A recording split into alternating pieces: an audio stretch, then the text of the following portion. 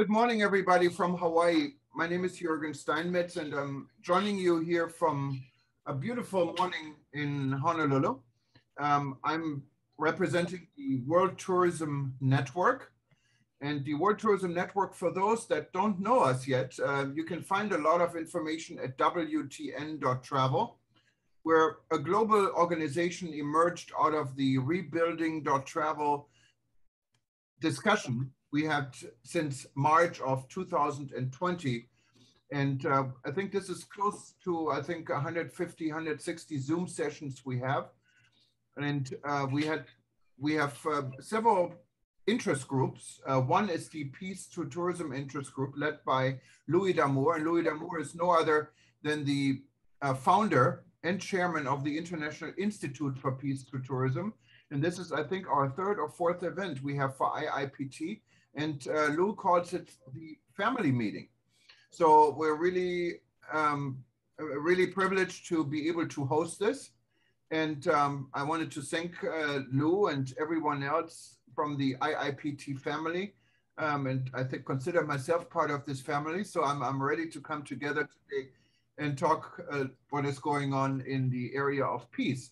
There are so many faces here. So if I start recognizing people, we're going to have another 30 minutes of introduction. So I wanted to welcome all our good friends and readers and members joining us from literally every corner of the world, including in parts of the world where it's like 2 or 3 in the morning, like Australia. So this really, really shows commitment. One last remark before I give the microphone to Lou. If you're not yet a member of the World Tourism Network, you can actually join us free. Just go to wtn.travel, click on join, and put in as an invitation code IIPT. If you put in IIPT, we won't charge you a membership fee till the end of the year, and you can be a full-fledged member of our initiative and meet a lot more interesting people. And actually, you can be part of the discussion. And this discussion is really getting hot right now because the world, in some parts of the world, is reopening, in other parts it's closing, and we're right on top of it. But without further delay, I wanted to welcome Louis D'Amour. Lou is, as I said, the founder of the International Institute for Peace to Tourism. He's a good friend for many, many years, and we're very happy to host your event, Louis. I give the microphone to you, and you will introduce your team. Thank you. Thank you very much, Thomas, and thank you again for hosting us. Yes, I call him Thomas because that's what I originally knew him by. We've been good friends, and Thomas has been a supporter of the Institute since he started the Turbo News, I think in 2000, the year 2000, was it, Thomas? And actually, we started in 1999, but officially in 2001. We have been publishing Turbo News every day starting April 1 of 2001, and you're right from the And for those that you mentioned my name, Thomas, maybe I just interfere. A lot of people get really confused. My name is Jürgen Thomas Steinmetz, so it's not a fake name. But when I moved to the United States back in the early 80s, I had to spell my name literally 100 times a day. How do you spell this? So it took a lot of time, a lot of effort. So I figured out, instead of just having to spell my name, I just go by my middle name. And then later on, we're in the US, became quite a bit more sophisticated. So people really understood their different names than Peter and other stuff there. So I kind of tried to change back to my real name, what is Jürgen. So it's not some kind of a conspiracy. These are both my real names, Louis. Yes, and we knew Thomas or Jürgen from the very beginning when he started in 2001, and he's been a great supporter of IIPT ever since and a good friend of IIPT. So thank you for all of that historically, Thomas, for your ongoing and continuing support. I would like to turn the microphone over to Mr. Timothy Marshall, Chairman of the IIPT Board of Directors, who will be moderating the session. Oh, Louis. Brother Tim, are you there? Yeah, please unmute yourself. Brother Tim, unmute yourself. Can you hear me now? Yes, go ahead. All right. Good afternoon, good evening, and good morning to everyone in your respective time zones. On behalf of our founder and director, Mr. Ludi Moore, our board of directors, and the entire IIPT family, we would like to welcome you to this important global Zoom meeting and to declare this meeting now to be in session. We have over 200 people who've registered and a lot of material to cover. So we would like to ask everyone to please adhere to 3 housekeeping rules. The first is to keep yourselves muted unless it is time for your presentation or if you've been called on. The second is for all presenters to please keep your presentations to 2 to 3 minutes so that we can keep to a tight schedule. The last is to acknowledge that the only recording permitted of this meeting is by our host. No other recording or documentation of this meeting is permitted by the Institute or the host. And we thank you for your adherence to these housekeeping rules. Now, as we begin, we would like to pause and pay honor to the passing of 2 of our dearest friends, who also happen to be giants on the world stage. Our meeting today is in their honor. Mr. Akel Biltaji, former mayor of Amman, Jordan, and a member of our International Advisory Board, and Dr. Kenneth Kaunda, the founding president of the Republic of Zambia, who has been an honored guest and a featured speaker at our global summits in Zambia, and who joined Mr. Biltaji in dedicating and rededicating our International Peace Park at Victoria Falls, which was subsequently renamed in honor of Dr. Maya Angelou. As we noted during our previous meeting in February of this year, we've all come through a very challenging year and a year and a half in 2020 and 21. The Earth's climate is heating up at a very rapid pace. And yesterday we saw massive flooding in Germany and Belgium. There are increasing divisions and strife within the human family, and racism is on the rise at dangerous levels. COVID's new variants are reaching expanded demographics around the world, especially our youth and young adults. And poverty, health, and economic disparities are deepening on nearly every continent. So it is in this context that we gather here today. In these very challenging times, we're grateful to have the work and the institution of IIPT, which has been serving as a lighthouse, helping to illuminate the path towards global peace and environmental sustainability. As you know, this year marks our 35th anniversary, and we have some exciting plans being developed, which will allow us all to come together in November in Jordan to celebrate the great work of IIPT and to be together as a family. You will hear more about it shortly, but we want to ask each of you to do all you can to be a part of this very special celebration. Now, IIPT has been honored to have affiliations with some of the world's great leaders in tourism and peace, participating in our global summits and conferences, and who've been wonderful friends of the Institute. One such gentleman is with us today, and I might add, on the day of his daughter's wedding. Now, that is true dedication. It is after 8:30 p.m. in Jordan, and he is here with us after what I'm sure has been a long and beautiful day. So I ask you to please join me in giving a tremendous welcome to the chairman of our International Advisory Board, Dr. Taleb Rifai. Dr. Rifai, are you with us, sir? I think he is kicked out. He may have some technical issues. I don't see him, but I saw him coming in, so maybe he's trying to get back. Okay, we'll come back. Is Ms. Kathy Sudeikis with us? Kathy is here, yes. Okay, So we're also honored to have another member of our International Advisory Board, Ms. Kathy Sudeikis, who has been one of the pioneering women at the forefront of the travel and tourism industry and a longtime dear friend of the Institute. Please join me in welcoming her for some remarks. Ms. Sudeikis.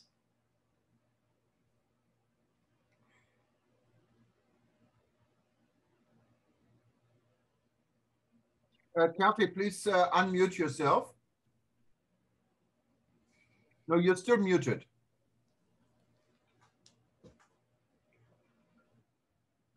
If you can turn your camera back on and unmute yourself, please.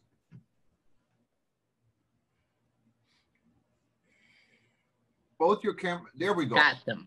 There. Good good morning from the Los Angeles area. My home is actually in the Midwest, but this is a delightful opportunity to meet with you all again and to continue our mission of peace through tourism. It's never been a more urgent mission, and I'm sorry to hear we've lost a couple of members, and this is very special, Lou. Thank you for including me. Okay. Lou, you're muted. Go ahead. Yes, it's our honor to have you with us again, Kathy. You've been a loyal member of the family for many years, and I know you just enjoyed a reunion with your entire family. So it's great to have you with us. It's great. And last night we attended the season 2 premiere of Ted Lasso, which is a new TV show kind of sweeping the world about an English soccer team. And our son plays the coach, Ted Lasso. So it was quite a party. I heard I had a wonderful time. Yes, Kathy's son is Jason Sudeikis. Ah, fantastic. Fantastic. Well, thank you, Ms. Sudeikis. It's wonderful to see you and to have you with us. Now, IIPT has been extremely fortunate to have a very loyal and dedicated board of directors who work behind the scenes, providing fiduciary guidance and support to our brother Lou and to the Institute. We would like to recognize them at this time, Mr. Mark Lee Wilson, Mr. Donald King, and Mr. Louis Demore. So I ask you to please join me in thanking them for their immeasurable support.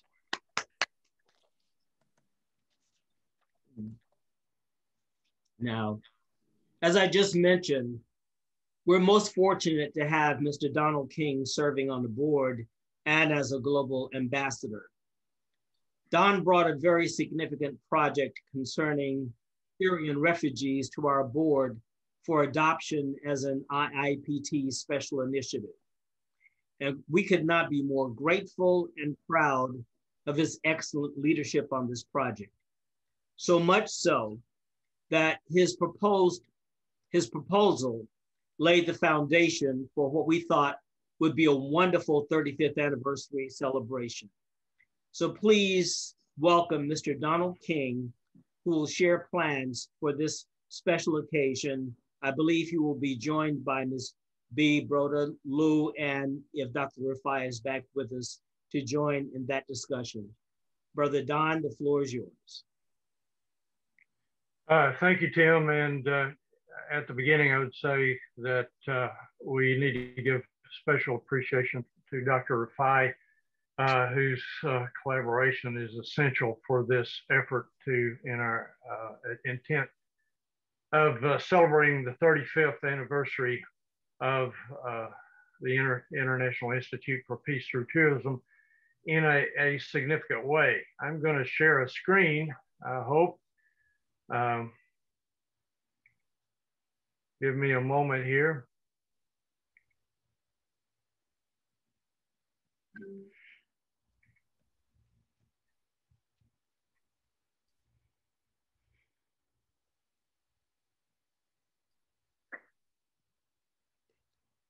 It's coming up, just a moment. While this is loading, here it is, I believe. Are you able to see this screen that's loading now? We only see Donald King. Oh, there we go. We can see it. Yes, go ahead. Okay. It's taking a moment to load. One of the reasons we chosen Jordan as a partner in this event is that in relation to the Syrian refugees, Jordan has had to endure an inordinate burden to in this regard. Okay, it's coming.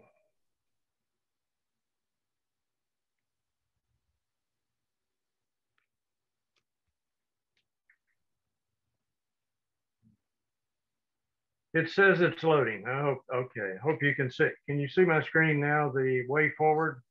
Yes. Yes. Okay.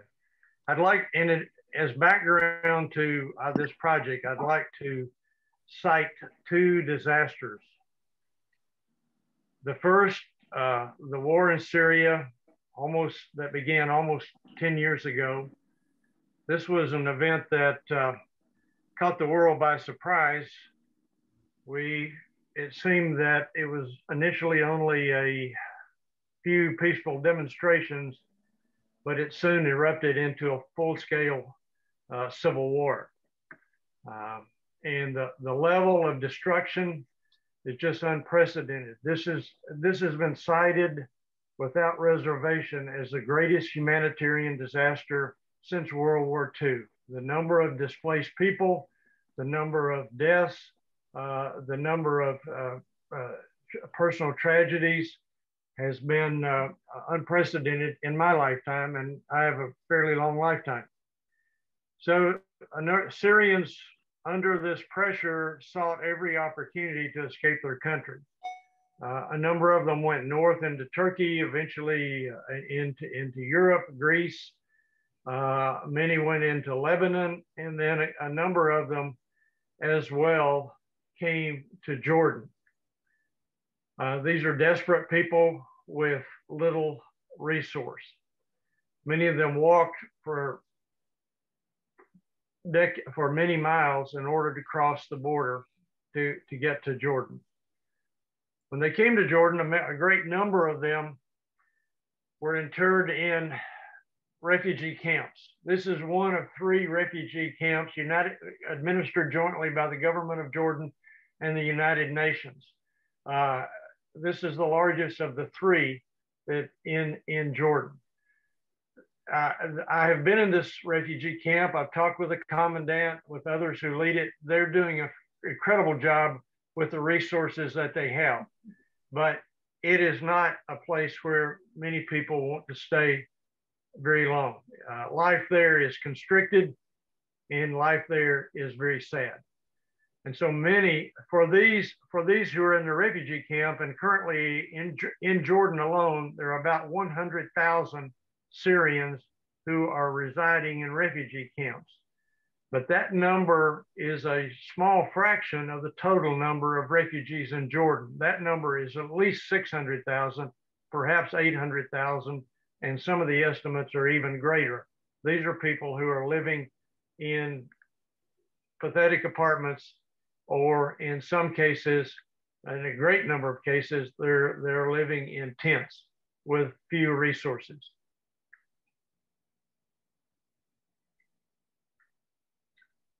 And these are the statistics that I cited. Today in Jordan, approximately 100,000 live in refugee camps, and more than 600,000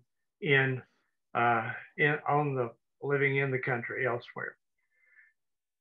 One of the places that Syrian refugees went was a village called Azraq, which is out in the eastern desert of Jordan.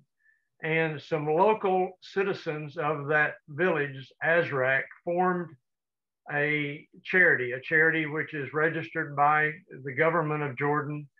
They call it Al-Awan, which in Arabic means one who helps, a fitting description. The organization, the charity, has 2 emphases. One is education for these children, because for most of these Syrian children, there's little or no opportunity for them to get education. The second is nutrition. I'll talk just a little bit more about that later. This is the classroom in Azraq. It's not as crowded today as it was this day we took this picture, but it's still fairly crowded. These parents are very grateful for the opportunity to get their children an opportunity for an education. And they're bright people, they're gracious people, they're just desperate people. And I mentioned the nutrition. Part of the charity's offering is for these children who come to the school, they get a breakfast every morning. They get some pita bread with soft cheese, they get a box drink, they get a cucumber, and later in the day, an apple or a banana, which is a basis for their nutrition. And they are getting an education, as I mentioned, where a great number, a high percentage of the Syrians who are in the country are not getting this opportunity.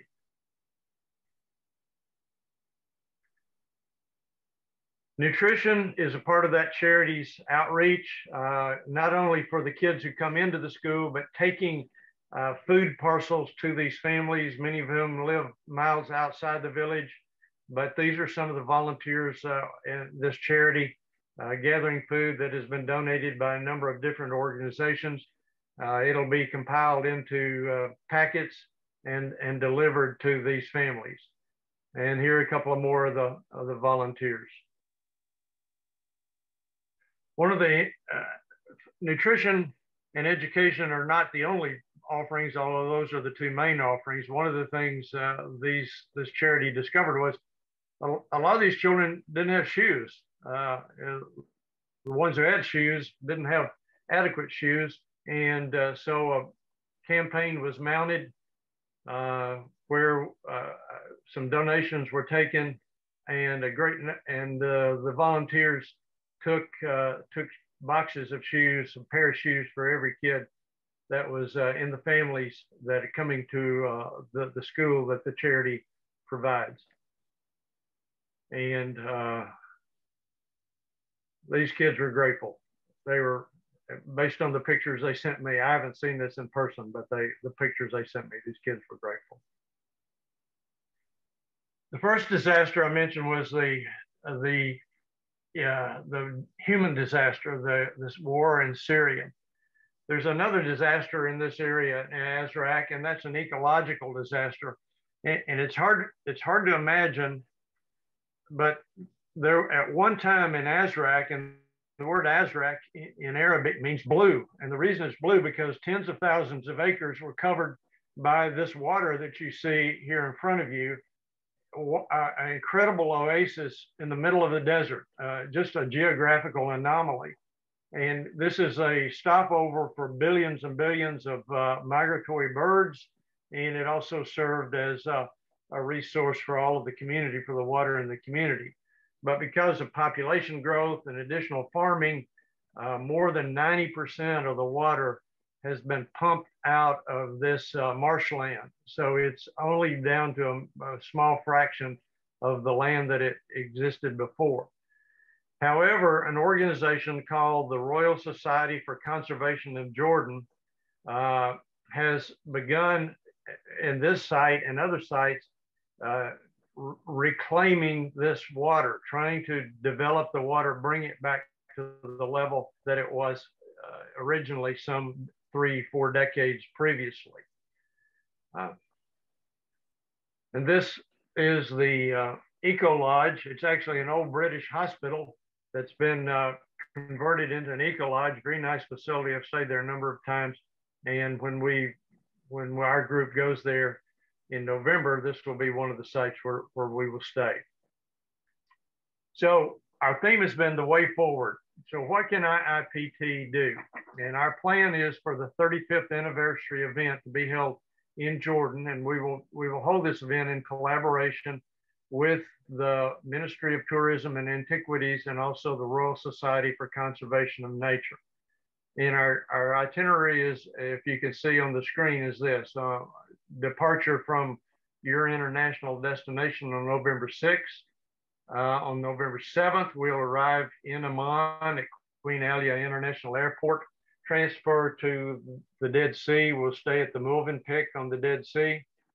On Monday, November 8th, we will have a ceremony which will be the rededication of Bethany Beyond Jordan Peace Park, which was an IIPT event of year 2000, I believe, Lou, our first global peace initiative. And then the next day, we will come up the hill to Amman, where we will have the Royal Society for Conservation of Jordan luncheon at their cafe in the city. And there's hope that we can also have a reception with the Minister of Tourism and Antiquities on that day.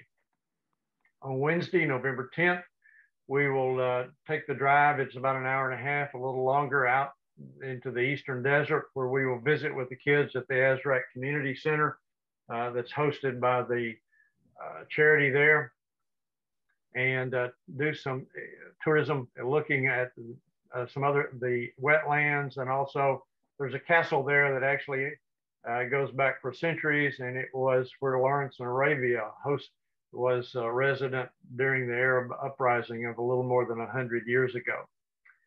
On Thursday, November the 11th, we will have a peace park, develop a new peace park at the Azraq Wetland Reserve, and we will dedicate the community center as an official International Institute for Peace through Tourism partnership project, and spend another night at Azraq Lodge.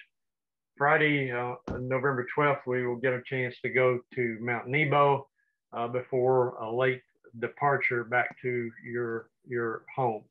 We're looking at potential extension for Petra, Wadi Rum, and Aqaba, looking at putting that together. Don't have all those details just yet. And I will say all our in-country services will be handled by Near Eastern Tours, who is one of our IIPT global partners, led by Hani Abedaya.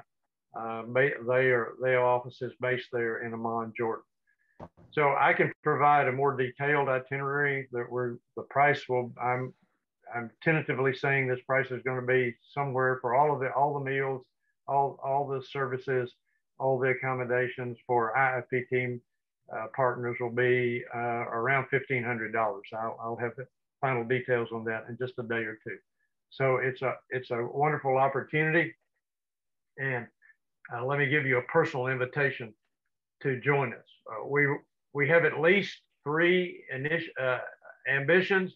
First is to recognize the accomplishments of IIPT, particularly the leadership of Lou D'Amour for the past 35 years.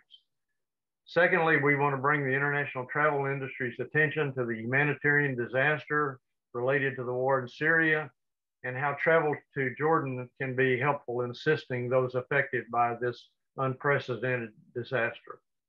Third, we want to bring the international travel industry's attention to the ecological disaster of the Azraq Wetland Reserve, and likewise how travel to Jordan can be helpful in mitigating this problem. I heard a fable that was told by F. Murray Abraham. Some of you may be familiar. He won Kathy may be familiar with him, and she's has family in the acting business, but he won a Golden Globes. He was famous for his role in Amadeus, but he is Syrian by descent, been in America for a number of years, and he heard this story from his grandfather. He said a sparrow heard the sky was falling, so he went out in the field and lay down on his back and put his feet in the air. The king's horseman came by and asked, "What are you doing, little bird?" "I heard the sky is falling, so I'm going to hold it up." And bemused, the king's horseman said, "Do you really think you can hold up the sky with those skinny legs?" And the sparrow replied, "We do what we can." And that's really, I think, in light of this incredible tragedy with the war in Syria, you know, we just need to do what we can. And we have an opportunity to do something essential here. So please, please join us in November for this 35th anniversary event. thank you, Tim. Thank you, Lou, for the opportunity. Thank you so much, Don. Sister B, do you want to add anything to this in terms of your thoughts about how we might be able to promote it and document this important time in Jordan? Well, that is the reason that I'll be attending in Jordan for sure. I've been a travel TV producer for 33 years now, I hate to say, and I've been to almost 15 countries every year, and I've never been to Jordan. So I'm interested from that perspective. But I'm also most interested in the reason I'm a member of IIPT, and I love IIPT, is to encourage people to make notice of these issues and understand them. I'm not saying this right, but anyways, as I look at all of the hellos from all over the world on the chat section, it just makes me so happy to be a part of this organization. And it will be my goal to go and film as much of this story that Donald King related so beautifully and communicate it so that people will understand it more fully rather than it being just a news item that they just don't connect with. So I'll be very pleased to come and film it and create a show of it. Thank you, B. We're so grateful to you, and we still get comments about your coverage of our dedication of the Peace Park at Victoria Falls. So you are a very precious member of this family. So thank you so much. Well, thank you. Lou, yes. Lou, I'd like to ask you to just join us for a moment. If you could give people some background information on the initial dedication of our Peace Park at Bethany Beyond the Jordan. Don referenced it in his comments. So I think it's important for people to have that background. Would you share that with us, please? Yes, first of all, I would like to thank Don for all of his efforts in putting all of this together. And secondly, I express my appreciation to Bea for all she's done over the years in support of peace through tourism, and particularly her commitment to go to Jordan and film highlights of our journey there, and particularly the Peace Park dedication. As a bit of background, we had a global summit in Amman in the year 2000. King Abdullah II was patron. The title sponsor was American Express. Harvey Golub, the chairman of American Express, was also chairman of the World Travel and Tourism Council in that time. And as a result, he had a meeting of the executive committee of the World Travel and Tourism Council to coincide with the event in Amman. So we had very high level participation, and a number of good things came out of it. I might mention Taleb, if you're with us. Taleb was Minister of Communication at the time, and Brother Tim, you gave recognition to Akel Biltaji. Akel was the Minister of Tourism and became a keen supporter of IIPT ever since that time. We had him as a keynote speaker at our annual World Travel and Tourism, our annual events in London. And also he was a keynote speaker in most of our events since that time. And I might also mention that when we did dedicate the IIPT Peace Park in Victoria Falls, His Excellency Akel came to the event with 6 olive trees from Bethany Beyond the Jordan. And the first of these was planted by Kenneth Kaunda, who you mentioned, and Dr. Taleb Rafai. That dedication was the featured event of the 20th UNWTO General Assembly on opening day. So that's a little bit of background with regards to the summit. And as a legacy of the summit, we dedicated the Peace Park in Bethany Beyond the Jordan precisely on the 11th hour of the 11th day of the 11th month, first year of the new millennium, the precise anniversary of the end of World War I, the war to end all wars. Hopefully we will see that in our lifetime, the end of all wars. Thank you. Thank you so much, Lou. And thank you, Don, for that excellent presentation. And as Lou said, for all of the wonderful work that you've done in preparing for these dedications. And again, we're very, very excited. And well, IIPT family, I hope all of you are as excited as we are. And we request that you please set aside the time to come to Jordan in November, and you will be receiving additional details in the near future.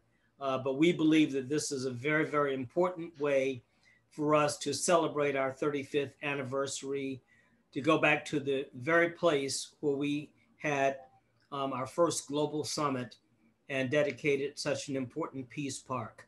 So please keep those dates in mind. Now, it's time for us to hear updates from members of the IIPT family who are doing great work on the ground in countries around this globe. Our first presenter is none other than IIPT's Executive Vice President, who also serves as President of IIPT India. He's a remarkable man who's led some of the Institute's truly important work on the global stage. So I ask you to please join me in welcoming our own Mr. Ajay Prakash. Ajay?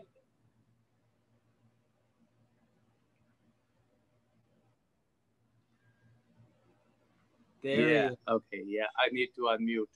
So, thank you, Brother Tim. Lovely to see you again. Lovely to see Lou and the family. And great to be back with everybody after this break since February. Before I say anything else, I'd just like to extend our love and our sympathies to our friends in South Africa who are going through a particularly troubled time right now. I don't know whether Mama Machachi has been able to join us. She's the president of our newly created Southern Africa chapter. I just spoke to one of our colleagues there, Bunny Bula, who some of you might know. Her travel agency was vandalized. Luckily, nobody was hurt, but things are grim, and we just hope and pray that they improve and they all come out of it well. What we had talked about last time, what IIPT India had got involved with was a community farming project, which is where I also have a small property. And so my colleague Kiran Yadav, who's the vice president of IIPT India, and I, we started talking to the people around. And out of those 270 acres that are more or less contiguous, there are people who own approximately 100 acres who've joined in already. We have ordered 10,000 trees, which the monsoon is on right now. It's just begun. So we've dug the pits and done all the preparation. And we're ready to start planting those saplings very soon. They're primarily fruit trees, but also a lot of flowering native trees, so that they attract the birds and generally increase the biodiversity of the area. So that's an ongoing project. We were also in talk with the local administration, where Kiran incidentally has been very active. He has been running a program on the human skills upgradation. It's the human skills upgradation program for the entire administration of that area, where we have school teachers, where we have policemen, where we have municipal workers, where we also have a lot of students who are joining in. And today's program, he does this every Friday. And today's program was about agro-tourism. And the crux of what the gentleman who was invited as our guest speaker had to say was, first do the agro part, then you can look at the tourism. Don't use this as a label. So yes, I mean, 27 programs have been done one every week. And Kiran's doing a phenomenal job of building bridges with the administration, with the local villagers. And We're working on things like raising the water table over there. So there's a lot of little things going on, and hopefully in a year's time, we should have something exciting to report. Apart from that, we've also got some sponsorships, and we've got 5 oxygen concentrators, which we are donating to the local administration and the hospital there, which is part of our little, as Don said in the parable that he quoted, well, we do what we can. So yeah, these are the few small things that we're doing.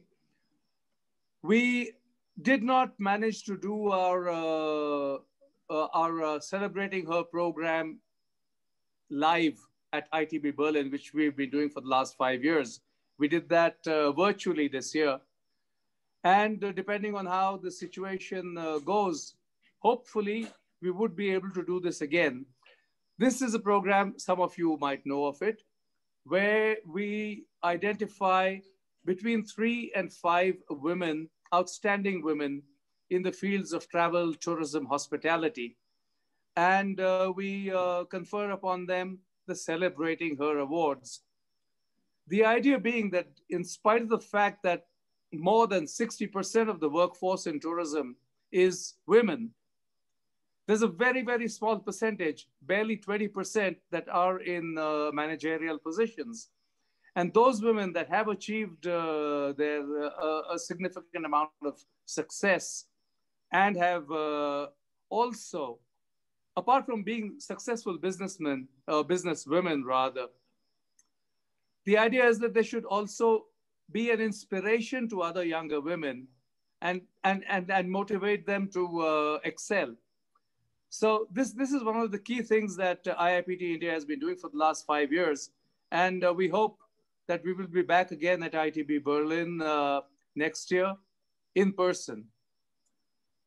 Apart from that, all I can say is that knowing Lou and knowing IIPT and being part of this family has been a most exciting and a rewarding journey. And we hope to realize Lou's dream of creating peace parks across the world as soon as is possible. The aim was to have 2,000 of them by the end of this year, but COVID's put a big spoke in so many plans. So all we can say is, fingers crossed, God above, and we're willing to work. So thank you everybody for being here, and let's continue this journey with Lou as our lovely guiding light. Thank you all.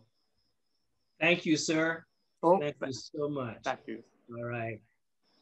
Our next presenter is truly an institution within the institution of IIPT. Her contributions are legendary.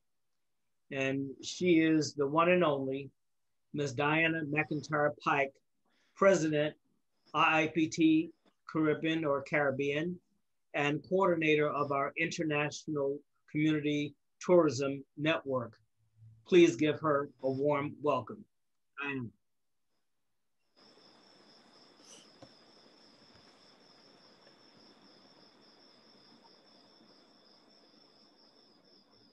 Are you with us, Diana? Okay. Well, we're gonna keep moving, and hopefully she'll be with us. Timothy, just for housekeeping, if you click on participants on your screen, I made you a co-host. You can actually see who's in the room on the right side. You can also search. Thank you. Thank you very much. Our next presenter is truly a much admired and respected leader within the IIPT family. She has done extraordinary work, not only as president of IIPT Australia, but has provided invaluable leadership globally. So I ask you to please join me in welcoming Ms. Gail Parsonage. Gail. Thank you, Tim. Hello to everybody from Sydney. You are enjoying the northern summer, and we are in the middle of winter. And it's also 4 a.m. in the morning. So an update of our last meeting. I had a 3-point plan that I presented earlier in the year. Number one was the ongoing collaboration between the University of Technology, Sydney, and as part of their curriculum, they have incorporated a piece essay in collaboration with us, and it's a part of their overall, contributes to their overall marking. And for the third year, we had a winner, and it was presented and highlighted in our newsletter. So I'm very happy to mark that off as one of our achievements. The second goal was that here in Australia, this year, 2021, is our 20th anniversary of our chapter in Australia. So we had it earmarked on the 21st of September this year, which is also the United Nations World Day of Peace, that we would be having the appropriate celebratory event. One of our guests of honour was going to be the ambassador for Turkey here in Australia. However, Sydney in particular is undergoing a Delta wave of COVID, and we are in a complete lockdown. So with only 8 weeks away, it was prudent that we had to cancel that event, which is very, very sad. However, I've rescheduled it for 21 September 2022. Same venue, which is at the University of Sydney. And we will have a 21st birthday party instead of a 20th. So it's still on the agenda, but it's been postponed for 1 year. Now, the third most important part, which is part A, part B, is I have been collaborating with a lady called Sevil Oran Kanachi, who is from Turkey. And we have been working to get a chapter up and running in Turkey. It is well in progress, but it's not there yet, but it is close to being announced. So that's definitely a work in progress, and we hope to have that sooner than later, certainly this year. Part of that project is the Peace Parks. That has been a vision of combining olive roots within Turkey. And there's an area in the Izmir Peninsula, which is on the western side of Anatolia, which is the Asian part of Turkey. And that area, quite a large geographical area, purports to have a great history of the olive tree, the olive groves, and the story of the olive. In the Izmir Peninsula, they have a 531-kilometre olive route, which spans a number of areas. And we will be starting along that route to have strategic peace parks to follow the route of the olive route. The first one is going to be the Kosatam Olive Oil Museum near the town of Ula, which is in the peninsula, on the Izmir Peninsula. That is well in Tran, and it is earmarked to be on the 21st of September this year, which is again the United Nations World Day of Peace. So unfortunately, Seville and I were hoping to be there, but that's not going to happen because we're not allowed to even leave Australia at this point. We don't let anybody in and we don't let anybody out, however. But that is still hopeful, and we will hopefully have some form of IIPT representation. So anybody who is on or near Turkey and is available to go, we would be very grateful, and we will give you all the details. So that's number one. Number two is that there is a second site called Klozmina, which is also on the route. It's an antiquity site also for the olives. It hosts a 6,000-year-old press, and is also going to be the second earmarked Peace Park on the route. And the third one is another place called Karabarun, which is also part of the route. So they're three definites, but one will be, we have an actual date. Now, the other part, which is a really big project, and it is something that we didn't think would happen, but I will acknowledge that Seville has been working very hard with her connections.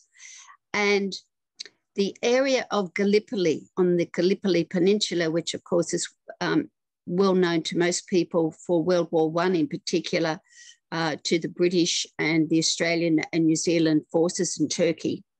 It was a very large theatre of war. It's been very controlled by, rightly so, by the government and the national parks there.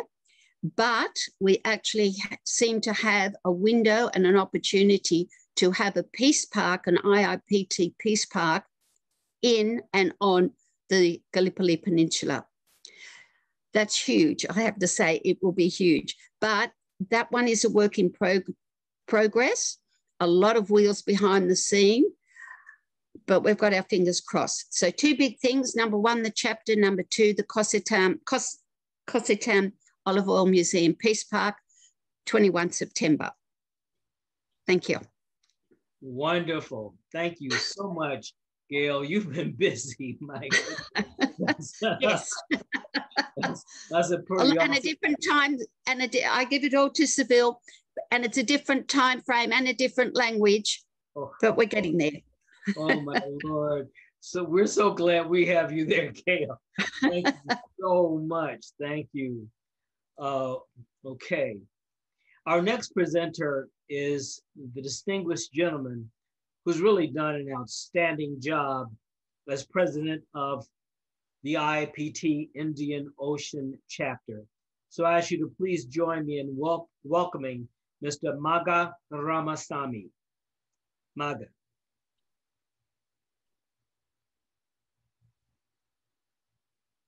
Brother Tim, I think there was a note from Maga saying he may not be able to join us. He's having difficulties logging on to the internet. Oh, I thought I saw his name as having signed in. Maga, are you there? I don't think he's here. Okay. Brother Tim, can I also ask to remind everyone that we'd ask them to keep their presentations to 2 to 3 minutes so we could finish on time. Thanks very much. Okay. Well, our dear friend, Ms. Diana McIntyre Pike is now with us. So I will introduce her as our next presenter. Is truly an institution within the institution of IIPT. Her contributions are legendary, and she is the one and only Ms. Diana McIntyre Pike, president of IIPT Caribbean and coordinator of our International Community Tourism Network. Please join me in giving Diana a warm welcome. Diana, the floor is yours. Thank you very much. I'm sorry I just joined, but I've had internet problems, but I'm glad I'm here. The Lord worked it out, and it's great to be with the family. I am one of the heritage family members from being the first chapter out of North America. I'm proud of that. Lou knows that. We're a chapter that recognizes the importance of what IIPT is all about, and our country-style community tourism network, Villages and Businesses, works in association with the IIPT Caribbean, with the community tourism. And what I'm proud to tell you is that the diaspora, the Caribbean diaspora, has joined us, and we have come up with the brand with them called Community Economic Tourism in support of our program for villages to be developed. And the Manchester Peace Coalition has a very important role to play in being a role model for the Peace Through Tourism program. We have identified 18 at-risk communities in the Manchester area, and it has been wonderful to see how well how well it has been recognized. We have given complimentary partner membership to the leaders of those communities, and they are members now of the IIPT Caribbean. And we are going to implement the IIPT Peace Villages program with those 18 at-risk communities. The good news too is that we have established relationship, partnership with the UII, that's the University of West Indies Open Campus, with community tourism, entrepreneurship training. We have just completed a 5-day workshop, and it was very successful. The participants were excited, especially when they knew they had to do homework of my community and I to research their community and what they had there. And we will be sharing that with the IIPT because we're going to do a special Zoom meeting with them making their presentation. They will get certification from the university together with us. And finally, we have the Community Tourism Trust Fund that we are putting together, but we've just changed the name just 1 hour ago to Come Fund. Come Fund is now the new name because it was difficult to have it registered in the United States with the trust.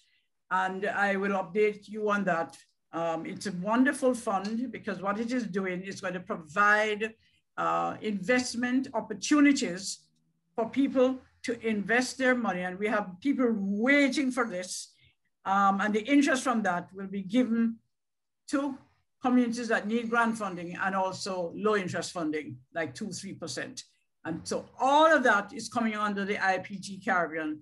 And we're very excited that community tourism has now become a major part of our rebuilding process for tourism. And we'd like to thank the World Tourism Network for bigging us up like this with the Heroes Award. Because from I got the Heroes Award, oh my God, more people are respecting us. They're very excited. So thank you, Jürgen, for your support, and Lou, for your support too, for the awards that we've had in the past. All the best. That's it. Thank you. Thank you, Diana. That's a great, great, great report. Really wonderful. Okay, our next presenter is a young man who's made phenomenal contributions to the Institute in so many ways since joining us. So I ask you to please join me in giving a warm welcome to Mr. Fabio Carbone, IIPT Ambassador at Large and President IIPT Iran. Fabio. Hello. It's an honor to me really be part of this family, like someone else was saying before, and I see there Lou, and just can I ask you to introduce the work later? I'm having some problem here. Can I? I couldn't hear what you said, Fabio. What did you say? Can I talk after the next speaker? Okay. Please. Okay. All right. We'll come back to you. All right. Our next presenter has assumed a very important leadership role within the family as president of the IIPT Southern Africa chapter, and is already doing a phenomenal job. So I ask you to please join me in giving a very warm welcome to President Ramawela. Well, good evening to everyone. With your time zone, some is good morning, some it's good evening like myself. So yes, good evening from South Africa. And I want to start by thanking Ajay. I am here, Ajay, representing the family. Down here, we are freezing. We're sitting at 51 degrees Fahrenheit tonight, where I am. And I want to start the update by just updating the family and the situation down here in South Africa. Just to quickly say that our situation of unrest that has pretty much occupied the media, both here at home and international, from last week, pretty much from Thursday, Friday, and Saturday, much of the weekend. just to assure everybody to say the situation has come under control. And to also indicate that, as the media has been reporting, there were 2 major provinces that were affected, which was the province of KwaZulu-Natal and the province of Gauteng, which is where I am, which is the economic hub of South Africa. And within those provinces, it was the major metro areas of the city of Durban and the city of Pietermaritzburg, where my colleague Bani Bula is situated. And there's just been other small disturbances in different areas, but the target was mainly around the shopping malls.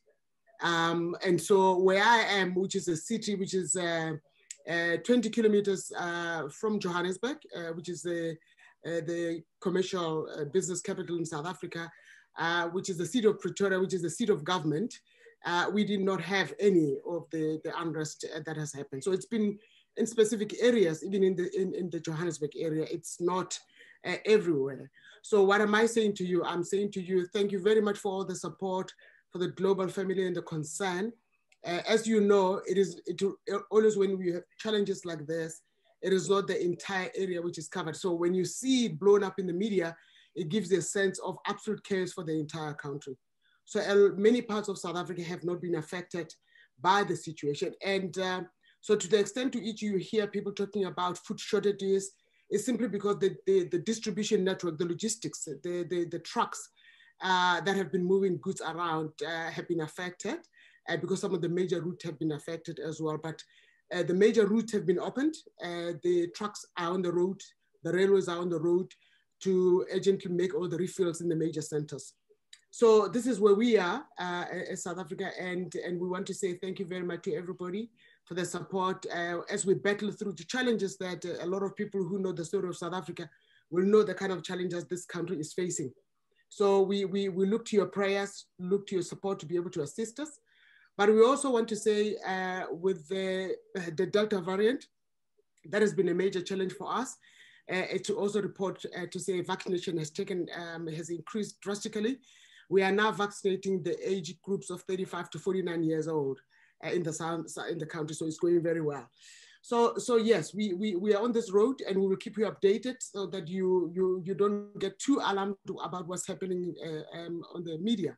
But also to say the biggest challenge for us is that tourism, pretty much in the whole of Southern Africa, is really ground to a halt, and it's a major concern. And we are back as South Africa on level 4, which is a lockdown where there's not much traffic from a tourism point of view is taking place in the country, as major airlines are not able to fly in or fly out. So we're really in a very bad space from a COVID-19 point of view as a destination. And we're really working very hard with government to ensure that we allow travel.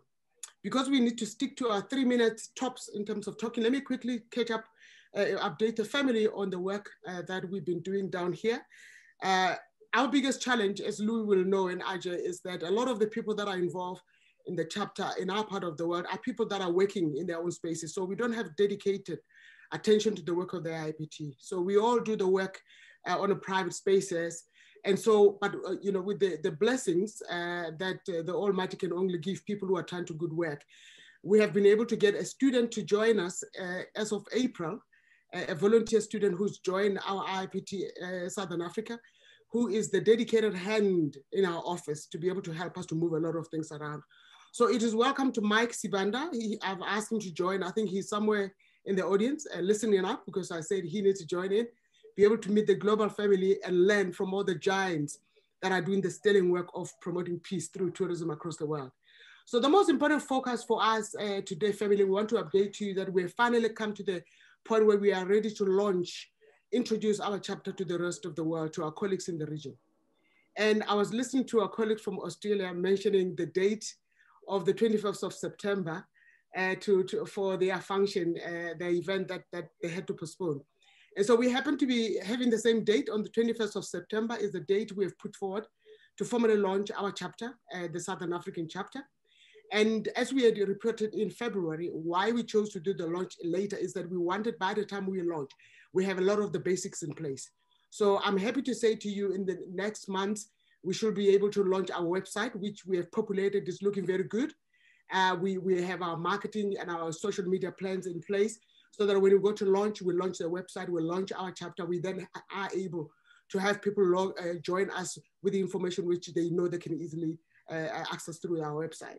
So we're busy as well raising funding, because we know that a lot of the work we need to do requires some funding. So we're looking to some partners in the private sector to be able to assist us. So that's where a lot of the behind the scenes work is coming in. We have approached Jürgen to see if he can come into partnership with us to help us with the launch on the 21st of September, which is going to be a hybrid event. We're going to have 50 people on site at one of the most important sites in the history of South Africa, the Constitutional Hill. It's a venue where the ATA conference took place in 2018. And this is where the highest court of the land, the Constitutional Court in South Africa, is sitting in this building. But it's also for the historical reasons of the Nelson Mandela trial and the incarcerations. That building is one of the national heritage sites for South Africa. So this is where we're planning to have our launch of our hybrid launch of our chapter on the 21st of September. So we have some of the people. I thought I will grab this opportunity to ask some people in the global family that we have targeted to invite you to come and be part of our launch. And the time permitting, in terms of time zones, Ms. Diana Pike, we have singled you out to join us. A formal invitation will come through to you. Hopefully you can join us from the Caribbean. Of course, the IIPT Southern Africa or any chapter whatsoever will not be able to take off without our founding father. And so Louis, you are on our list of to be a speaker in our launch function. And there's other members across the region and that we have put forward as well. And I also want to report that we have joined forces with our first chapter, sub-chapter in Zambia. We connected with our colleagues in Zambia, Richard Salunuka. He joins us in our regular meetings. We did a presentation 2 weeks ago where we presented our intention, our objectives, and everything that has to do with the chapter. And it was a wonderful meeting that we're going to work together going forward to promote the work of the chapter. And so what our focus going towards September is about raising the funding to be able to launch the chapter. And of course, we are focusing on the Peace Parks initiative to support Louis' plan. And as you know, us in South Africa and in Southern Africa, we have a lot of grand peace parks, large ones that we are going to be collaborating with them. But we are looking at the different metros, the different towns and cities within South Africa and Southern Africa, where we can contribute to your global campaign, Louis. And so you know that we will not be starting from zero. There's a lot of these structures that are in place. Ours is to really make the connection. And this is where our young man who's in the office, Mike, is putting a lot of work in there. So please put your wind behind our sails as we work very hard to make sure that the chapter takes off, especially now that there's a lot of trouble. There's troubles in the air in our region with tourism that has run to a halt, the socioeconomic challenges that we're facing now part of the world, and the unrest that we are seeing in South Africa. But we know with the Almighty and the support of the global family, we will address our challenges and we will emerge victorious, as South Africans have demonstrated. And I will tell you, I'll end of my presentation with a very heartwarming story to say, with the aftermath of the unrest that has taken place in our country, we saw communities as early as Monday coming out and doing the cleanup operations. There is no city, no metro worker that has come into the centers to do the cleanup of the messes or the aftermath of the mess that has taken place. Local communities come in and actually do the cleanup themselves. And so it is very pleasing, and they're working, they've been feeding and giving coffee and teas to the army that have been standing guard to some of the centers because it's freezing. We have a lot of snow in the mountains at this part of in South Africa. And so with that message, Louis, and everybody, the global family of IIPT, we appreciate this partnership. We appreciate you bring us together to be able to learn from our colleagues from other parts of the world. But we appreciate the camaraderie and the friendship to support us as we build this chapter of ours in this part of the world. Thank you very much for the opportunity. Thank you so much, dear sister. We are so grateful to have you in the leadership position there. And we are here for you. Anything we can do to be of support, because what you're doing is so important. As I understand it, our brother Fabio is back with us and ready to present. Yes, thank you very much. Thank you very much, Timothy. Apologies for earlier. Well, I was saying that this is always a great pleasure to be here with Lou, the chief of the tribe here, and with you all, Jürgen, Super Diana, Gail, a lot of people that really make me feel now like a real family, because these gatherings are being great, useful, and a big success. I was taking a look here at the chat, participants from Pakistan, Nepal, UK, Serbia, Maldives, Kenya, Trinidad and Tobago, Ethiopia, Venezuela. I mean, what an evening to me, and for the others is other time in the day. Well, thank you very much. Can I, Timothy, may I ask you to give me the permission to share Yes. Yes. Okay, yes, you can share. Go ahead. Not yet.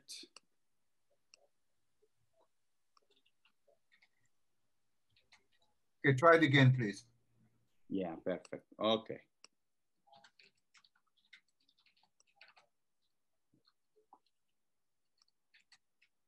Okay, so some updates since our last meeting from the activities I'm developing as a IIPT ambassador at large, but also the academic activities, and then finally the activities as a special envoy in Iran.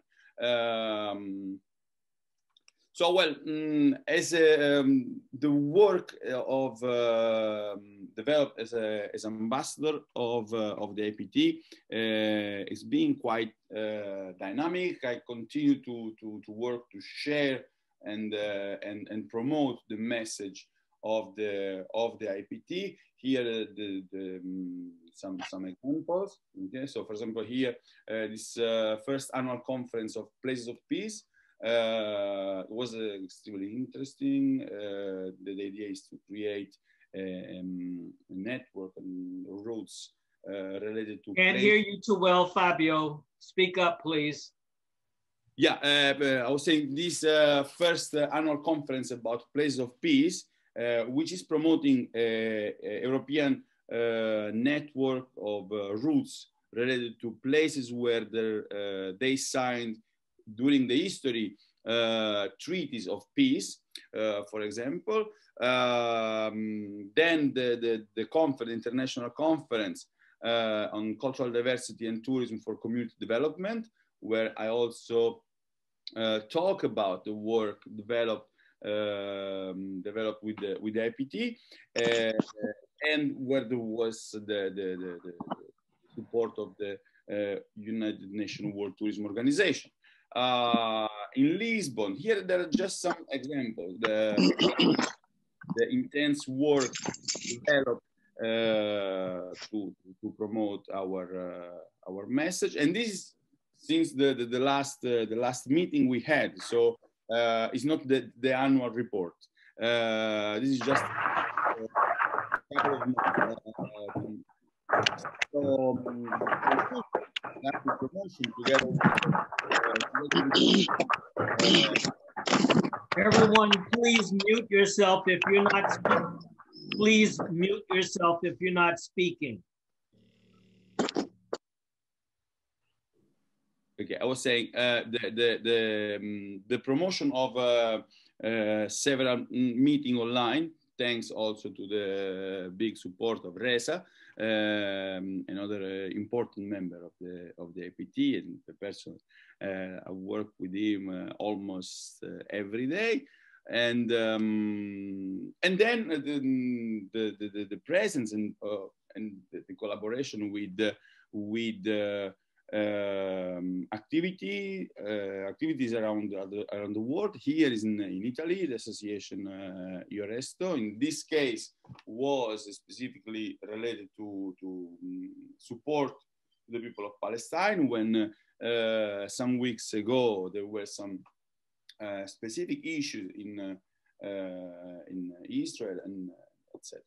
So here in the Festival of Diplomacy 2021 in Rome, once again, I was invited there as a keynote speaker, exactly to talk about this bridge, this association between peace and tourism. The second point, as I said, the academic commitment to study and promote the International Institute for Peace to Tourism. The academic work related to the history of the IIPT is finished, is being edited in this moment. I talked about this in our last meeting, and now it's finished in collaboration with Roma 3, University Roma 3 in Italy, and the work was already presented in that international conference about cultural diversity and tourism. Now the updates about Iran, the activities developed in Iran. Well, first things to say, Iran is going through a very particular moment. Not that the recent years were easy, but in this particular moment, there are many issues there in the country, from the COVID to the problem of the geopolitical problems, and many others that are affecting the population. This make my work a bit more difficult, even in terms of connection with the people in Iran, because there are many shortage of electricity, internet, etc. Nevertheless, it's always a pleasure to work with this country that has, first of all, keep having the first problem in relation to the promotion of tourism as a vehicle of peace. One of the big problems still is the stereotypes related to Iran, and this is one of the main point on which I work with them, promoting the real aspect, or better, there is the tendency to talk about a singular story, a single story about this country, when there are so many beautiful and different stories related to Iran, to the people of Iran in particular. Which kind of work developed? Once again, work of sensibilization through webinars, so online, but also my presence on the ground here in the last, it was a few days ago, with one of our partners in Iran, that is the National Museum of the Islamic Revolution and Holy Defense, which is, for the people that were not here in our last meeting, is a museum dedicated to, particularly to the war Iran-Iraq. And it's quite curious and interesting, even from the academic point of view, from the intellectual point of view, to understand and see how a museum dedicated to a war is so active in promoting our message as IIPT. But they were one of the among the first partners. Here I'm in the end of our last meeting.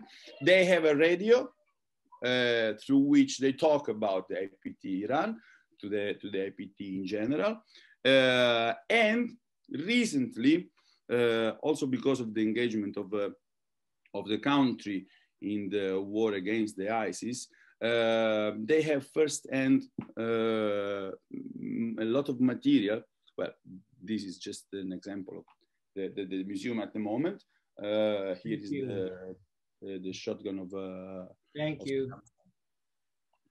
The museum is established now, a part that is dedicated exclusively to the ISIS, to the history of the race and war against this. And they are counting on us to work. This is part of part of this material arrived from Syria, part of this material arrived from Iraq. Here, and they have in first hand because they were involved, and they are involved in this country in the fights against ISIS. This is a school book for the elementary school for the kids. So they are doing this amazing job, and they are really they're counting on us to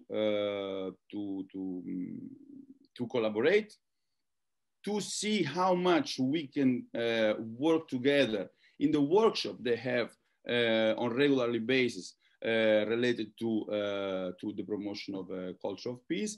And I take this picture because it was quite interesting. This was in Syria. This is a post related to let's say the Ministry of Education of ISIS. So for me as an academic was interesting to this aspect. And new partnership with other institutions around the country. Here is fun.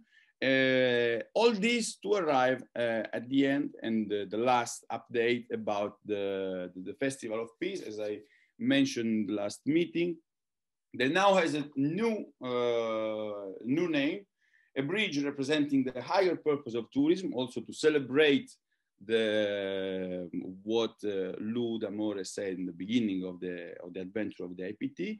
So we are going to have this. We were supposed to have this on this week, this kind of festival dedicated to tourism and peace on this bridge in Tehran.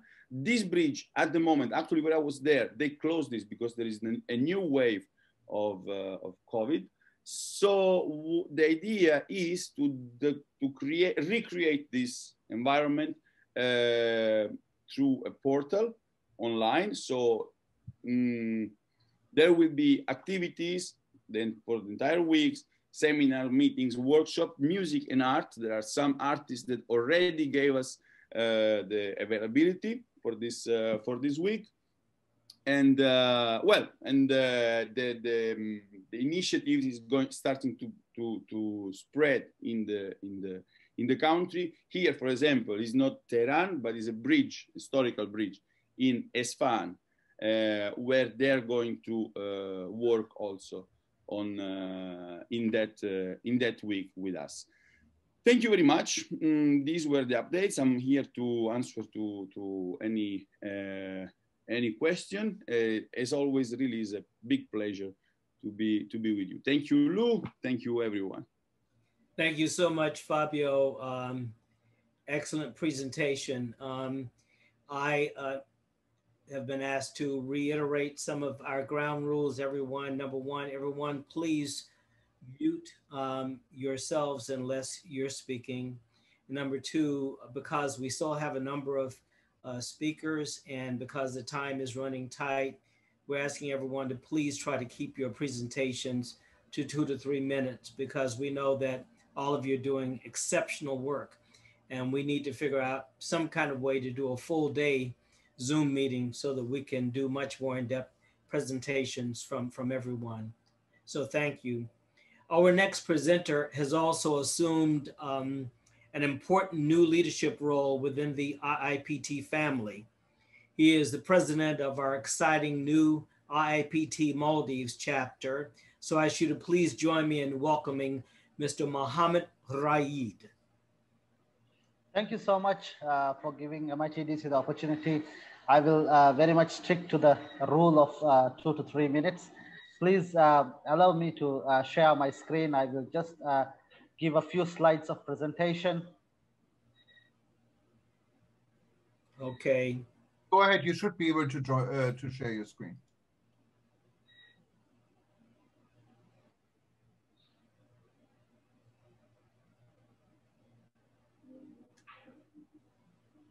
Just thank you so much. We are in the process of promoting peace tourism and also sustainable tourism through several activities. And one of the activities that is scheduled for this is a yacht rally that is scheduled to be held in February 2022.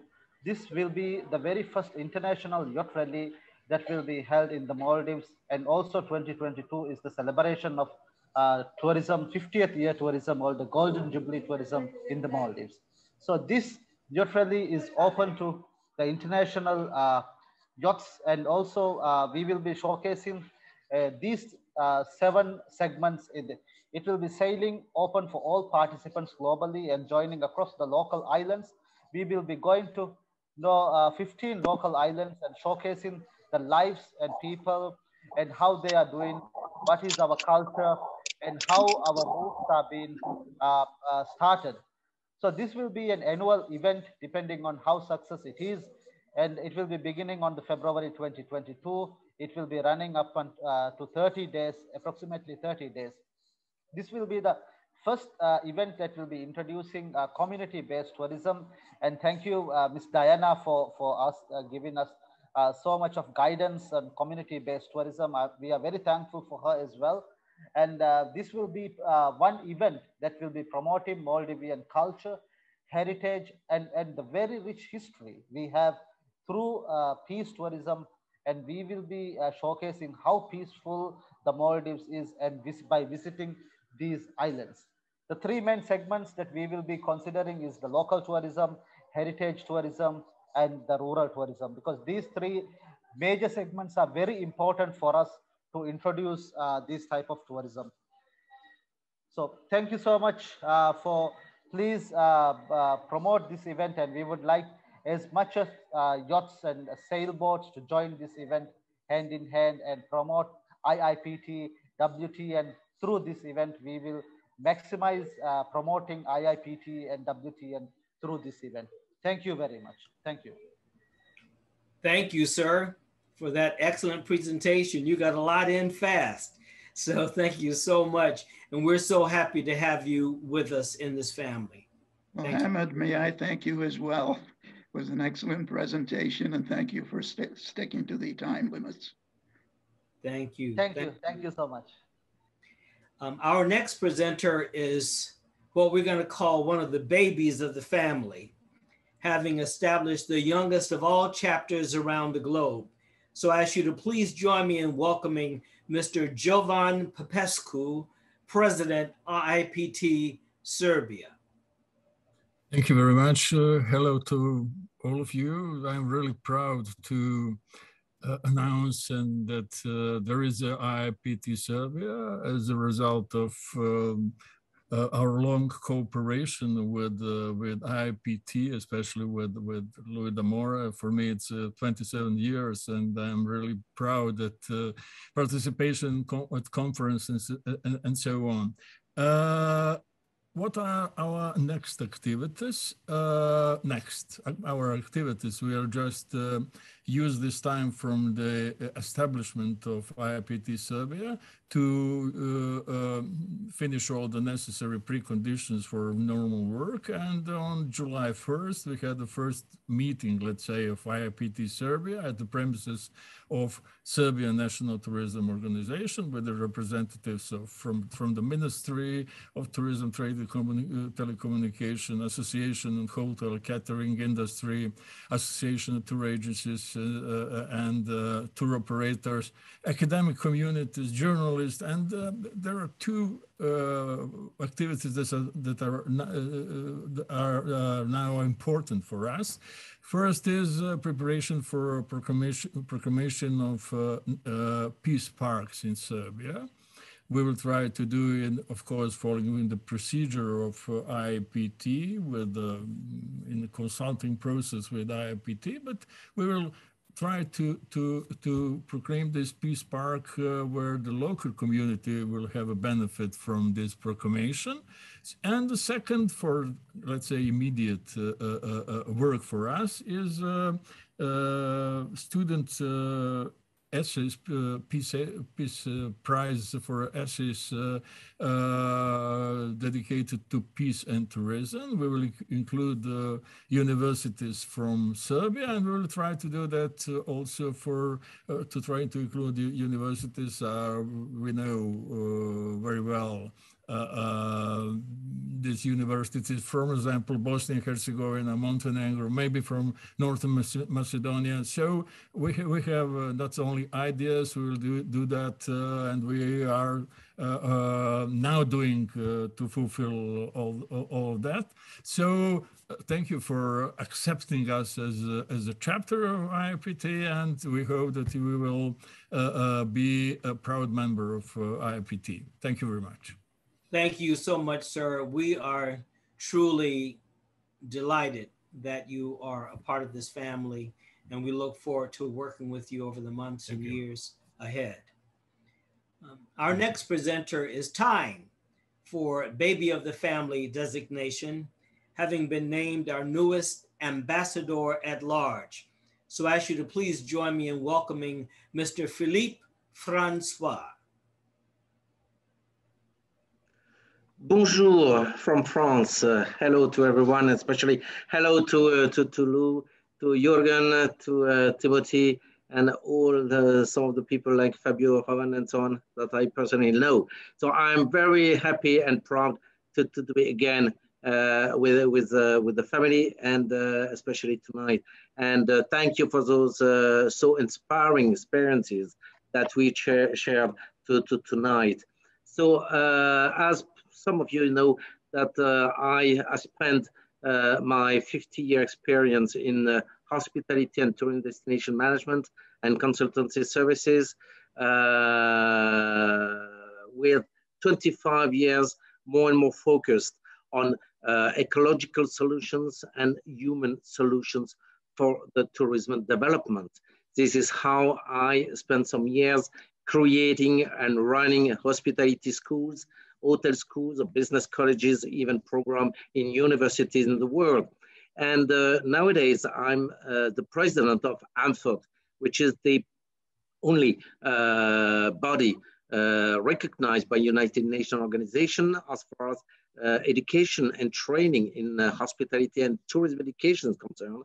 So we are now gathering more than 700 members from more than 77, maybe 78 countries all over the world. And from those this experience with IIPT and some discussion and consideration with some of you, and especially with Lou, that I would like to invite you to a project which is not IIPT chapter. It would be kind of a transverse chapter, but global, is to consider that youth is the future of tourism, and perhaps we should promote peace through tourism from youth, the younger generation, and from the teachers of this youth. So from our programs, academic programs in hotel schools and hospitality and tourism universities all over the world. So this is quite new as far as AMFORD is concerned, and perhaps this could be a project that I would like to share with you.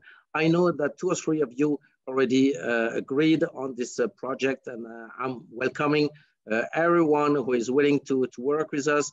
It's kind of, you know, perhaps first a think tank, perhaps a working group. It will be just a few hours, just in order to consider together what are the real arguments for your youth to join us with the values of peace for tourism. Because you and me, we believe that there can't be any tourism without peace. And tourism can build the peace. So we have got to teach this to our younger generation. So I'm going to put my my name and details on the screen. And thank you to join me. We need, you know, just a few people, and just perhaps 2 or 3 times an hour work, just in order to consider what are the real arguments for the students in universities and hotel schools all over the world. Thank you so much. Thank you so much, Mr. Francois.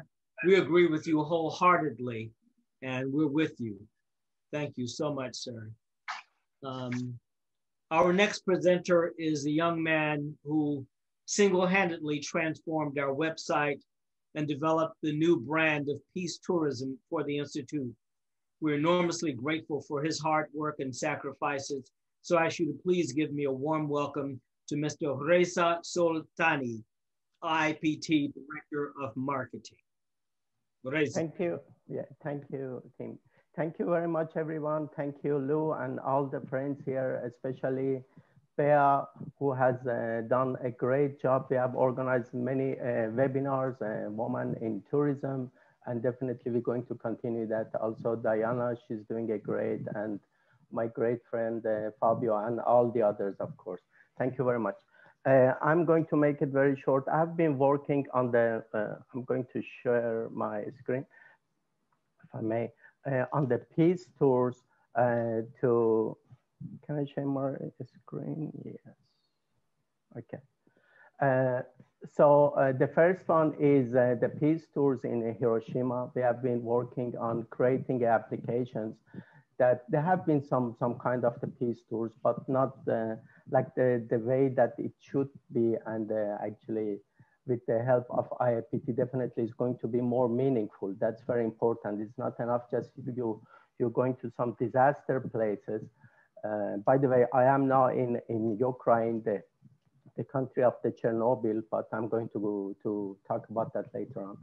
So the Hiroshima is not just enough that the tourists are going to Hiroshima, just think that the park and some disasters area. It should be more than that. People should, that's very important that people think what they are seeing, and they think when they after their trip to that place, to that country, to the disaster area or the refugee camps and so on. That's very important thing. And that's what we have been working on. The applications that I've been working on it actually are quite sometimes, but is a quite big app. It can connect people when they are traveling to choose a subject which is related to the peace tour of tourism and the conflict resolutions, meeting locals to discuss the certain issues about the conflict resolutions, stereotyping, understanding each other. And in Hiroshima, hopefully after the COVID is going to be working, so people can visit on the places, but they can also meet the local people and they can explain them the things that happened or the stories that they get from their parents and the grandparents. So that was the Hiroshima. So it's going to be a Connect for Peace project, something like that. The second one is the North Korea. I've been working on those tours, and it looks that it's going to be okay when the borders open. Also here was very important, not just going to the certain areas, but trying in somehow to connect with people as far as is possible, of course, and not talking about the politics or, as you know, the North Korea situation, but just trying to understand each other as a friend, just as a friend, and that's it. And to not have the certain imagination of monster from each other. That's, I think, very important things. From the side of the North Korean and from the sides of the not the North Korean. So once the tours can start and people can talk about those issues and the stereotyping, the hate that exists between North Korea and the rest of the world. Then is the Chernobyl peace tours that it has been also established with the Association of the Chernobyl Tour.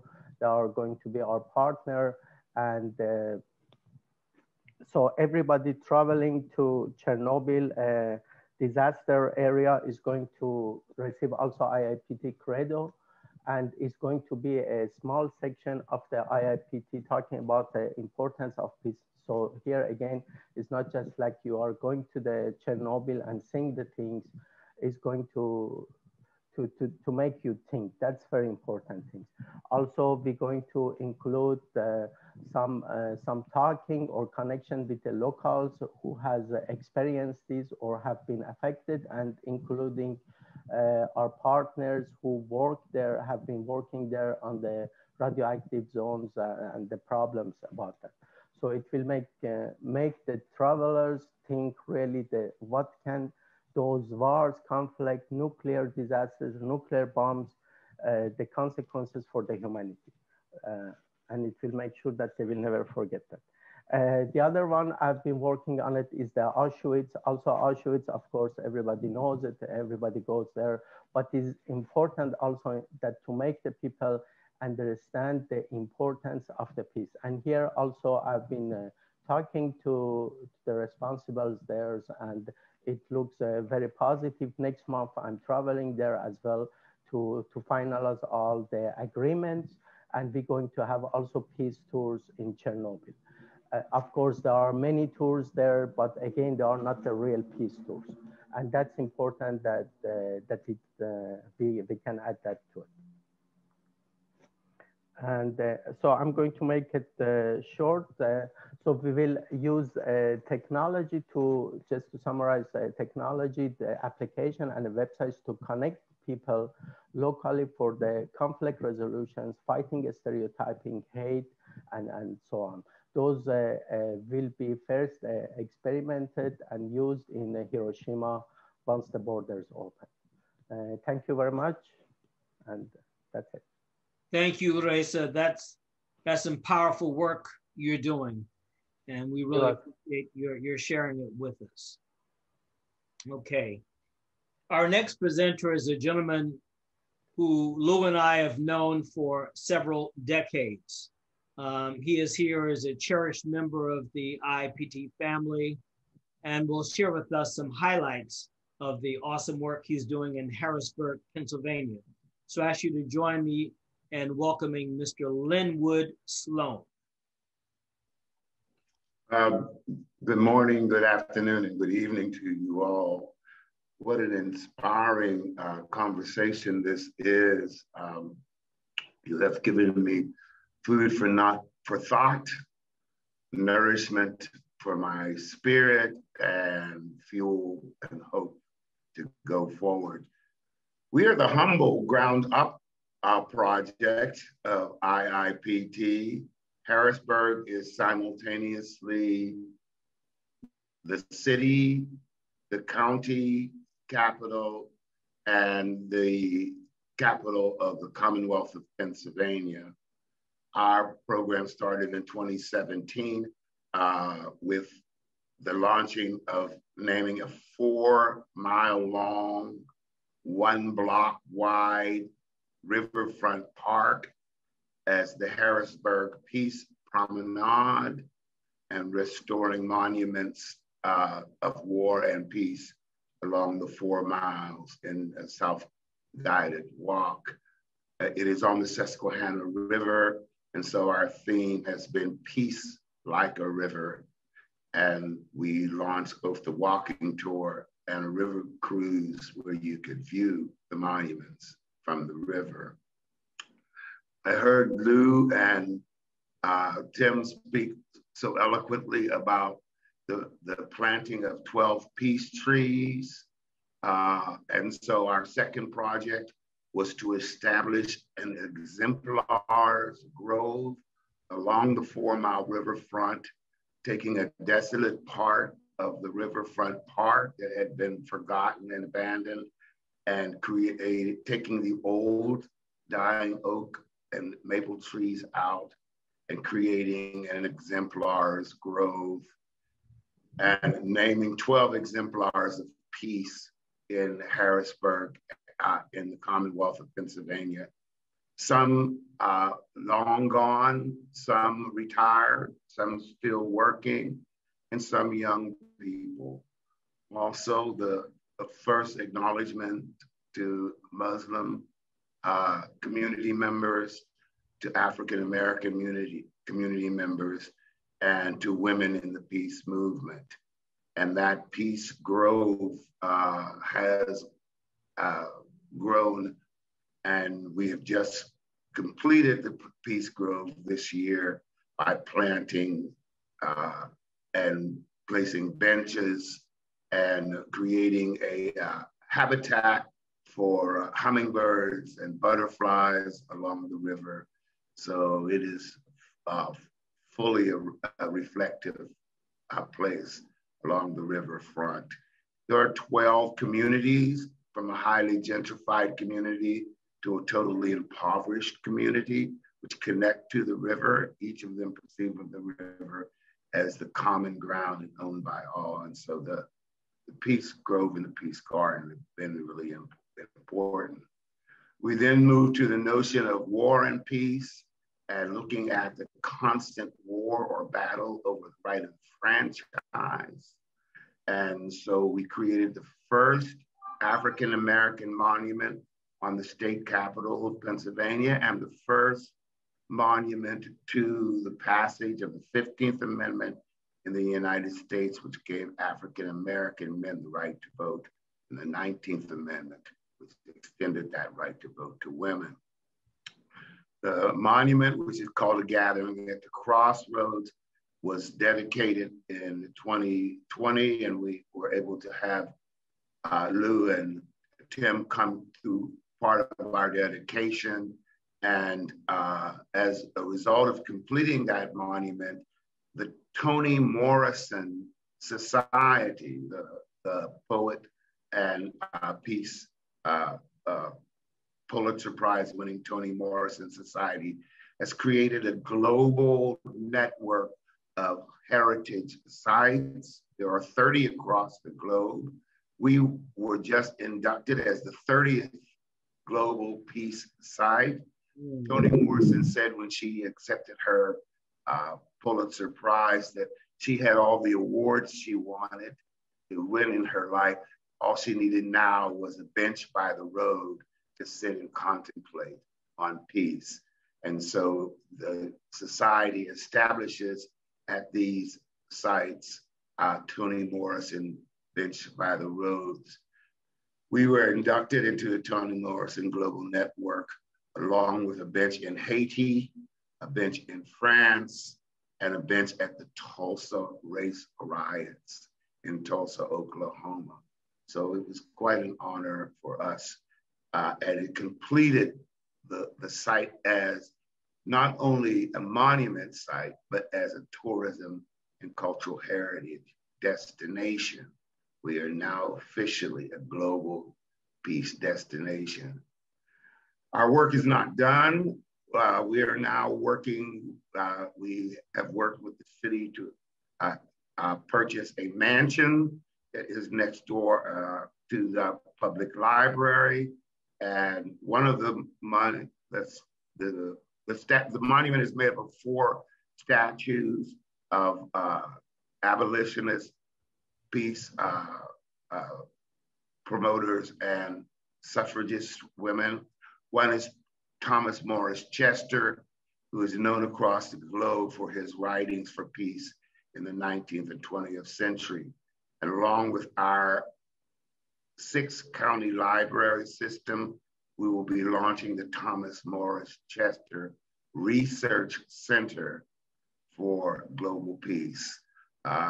It is 4 blocks from the monument, and so we have just achieved the passage of our city council of renaming the avenue that connects the monument to the library as the T. Morris Chester Way. And so now you will be able to walk from the monument down Walnut Street at Harrisburg to the river, to the Thomas Morris Chester Research Center. And we've established a kind of boarded up section of our city into a peace destination. It will be a self-guided walking tour, and we will create markers of peace along the 4 blocks that connects the monument to the research center, and the research center through the international library exchange with other repositories, depositories, and archives where you can study peace.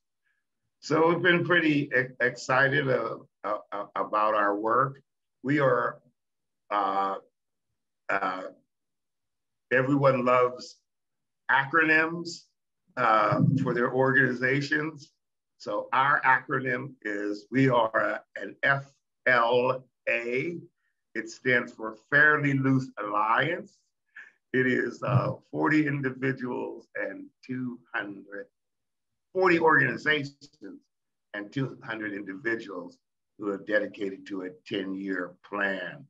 And our next plan is to write a curriculum called Making Monuments that can be taught as an interdisciplinary and STEM, science, technology, engineering, and mathematics curriculum in public schools, not only about how to honor people through monuments and memorials, but what does it take to place those monuments there, and how do you shape the public space and create animating democracies and civic dialogues. So we've got our 40 organizations and 200 individuals committed to a 10-year plan. We are in year 4 of our 10-year plan. We're excited to be a part of the family and a part of the network, and always amazed at how far and wide Lou D'Amour and Timothy Marshall's spirit extends across the globe. Thank you very much. That was awesome, Brother Linwood. We are so, so glad to have you as part of this family. And for all of the decades we've known you, you have been doing exceptional work, raising people's consciousness and bringing people together. And so we're really, really excited to hear about these new developments, especially the Toni Morrison designation. So congratulations and thank you. Thank you. Before I call on our next speaker, I just wanted to acknowledge that our board member, Mr. Markley Wilson, joined us earlier, and I just wanted to note his presence with us. Now, our next presenter is another cherished member of the IIPT family who's been a true innovator and leader in her field, as well as a very dear friend to Lou. So I ask you to please join me in giving a warm welcome to Miss Nikki Rose.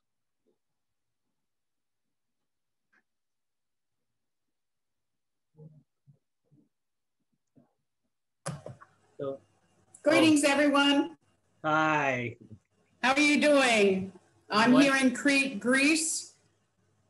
Wow. It's good to see you all and hear all the news about your important projects. It's so inspiring.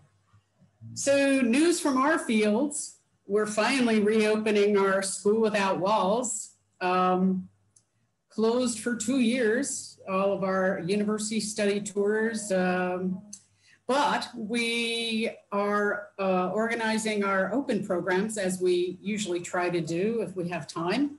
So we have in September and October this year, our short-term programs that are focused on biodiversity and gastronomy. The new buzzword, you know, is just food. But many interesting attendees, teachers that have always wanted to join us are coming, which is really exciting for all of us. From sustainable tourism in England, food studies in Philadelphia, indigenous food systems, professor from Alaska, heirloom seed savers, people, culinary arts, of course, and then just many people who are interested in our culture and cuisine. So we're really excited to reopen our school because a lot of people are, waiting on us to earn the much needed supplemental income that our study tours and educational programs bring to our communities here in Crete. And also the young organic farmers and archaeologists and agroecologists that we work with here. There's a lot of knowledge to share, and then also a great exchange of information from the attendees. So we all learn a lot. So we're also in production of our documentary, hopefully to finish that in December. You know, we couldn't film too much, but we tried to edit what we have and piece things together. We just filmed heirloom seed savers planting. Now we have to go back and check out what's growing and share that information with the world. So our documentary is basically a virtual experience here in Crete, where we talk about the wonderful things and then also the challenges that we face here with climate change and all the other issues that are global problems. We also have a fiscal sponsor now, SEMA Studios, which supports Impact Films, which is really important for us because we have big plans that this documentary creates a bigger outreach covering, all these issues that we, face around the world. So I'll be speaking at the Organic World Congress, which has been postponed for a year, so it's really exciting. In the Organic World Congress, my presentation will be community-based responsible travel, links with organic farmers, if you didn't guess, and initiatives here in Crete. Also during the World Organic Congress, I'm involved in a workshop with other seed savers, seed ambassadors workshop, building an international network to advance organic seed systems. And so if we're understanding, how the food system is broken over the last 2 years, there's a lot of collaboration. We're involved with a lot of people now, which is really interesting. So our documentary, as well as our, field work here and our study tours will enhance that outreach, and that's what we're going to do. So we're building another website just to highlight the other people that are working in this field and collaborate in other ways, which we really hadn't done before, like with Agroecology Europe, IFOAM, International Organic Farmers Movements, Local Futures, Farmers Footprint, all these organizations that have cropped up or just came to the limelight when people understood that our food system really needs improvement now for future generations. So yeah, we're really excited to open our seminars, which, it's like a whirlwind of 5 days of history, culture, archaeology, seed saving, music, organic farming, of course, Cretan diet, nutrition, Mediterranean diet, of course, and cultural immersion. People don't stay in hotels when they come here. We're, as usual, over the last 22 years, they stay in our villages, in traditional lodging that's very well, how would you say, renovated, and we're going to hopefully have a good time. So that's the update from Crete. And all the best to everyone on your important work, and hope to see you all in person one day soon. Outstanding. Thank you.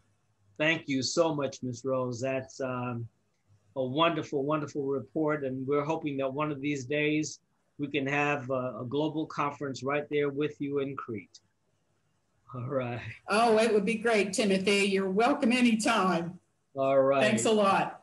Thank you. Thank you. And now, ladies and gentlemen, our last speaker was the first person on the planet to capture the concept and phrase of peace through tourism. If we could stand to give him a rousing ovation, we would.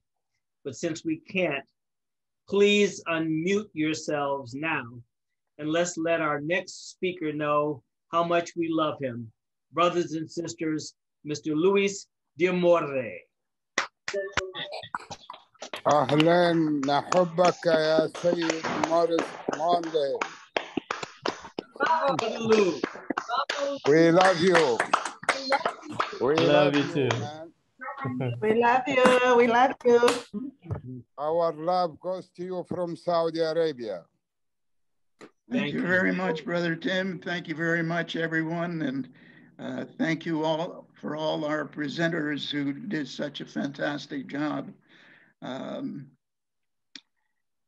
would like to go back and thank you for staying on beyond our intended program of 1.5 hours. It's very good of all of you to hang in there. I'd like to go back to Linwood Sloan and congratulate Linwood for his excellent presentation and the inspiration he's been with regards to other persons with regards to dedicating a peace park. The IIPT Peace Promenade, 4 miles long, along the Susquehanna River, together with the peace monuments that have resulted in the last year. These are global models. This is a global model for our peace through tourism and our Peace Parks project.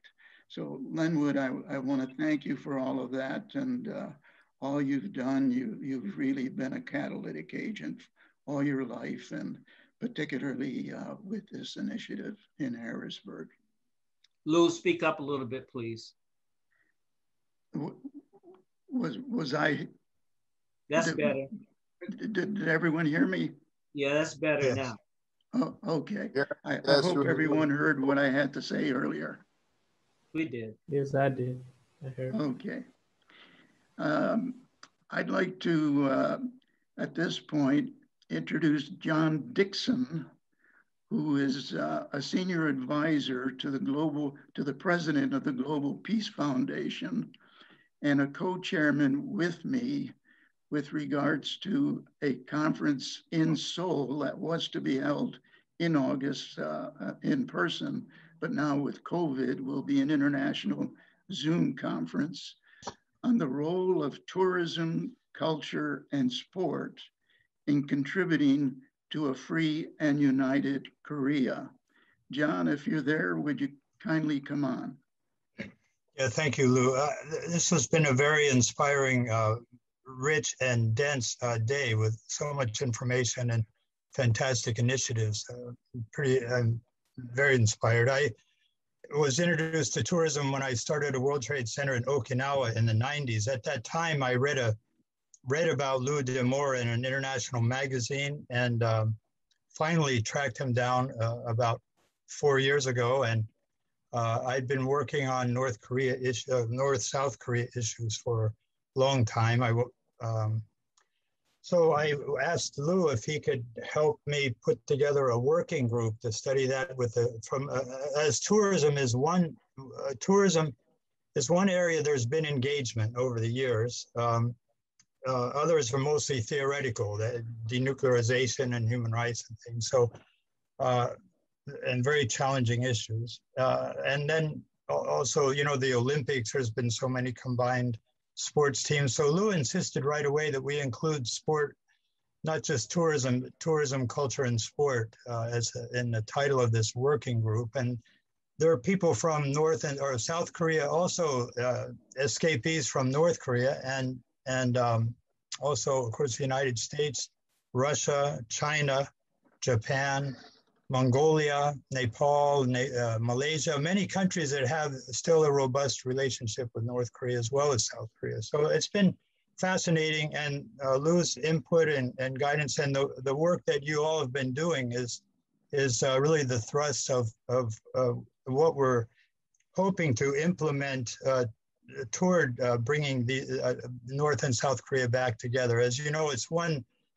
Everybody has the same, there's only a few last names shared between both sides, and it's really a strong family culture and 5,000-year heritage. So it makes no sense to still be divided, but this is perhaps the last strong vestige of the colonial experience and as well as the Cold War framework. So we're hoping we can solve that. This working group came up with 3 proposals. One was to make an athletic complex in the DMZ that would be perhaps managed by the UN, which administers the southern part of the DMZ.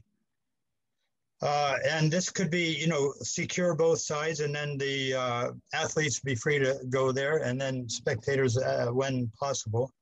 And also we would include with that a culture center or performing arts center, so we could, the K-pop bands could go and perform from both sides. And then another one was we realized there's actually a real issue. There's 30,000 North Koreans who escaped to South Korea living in Seoul.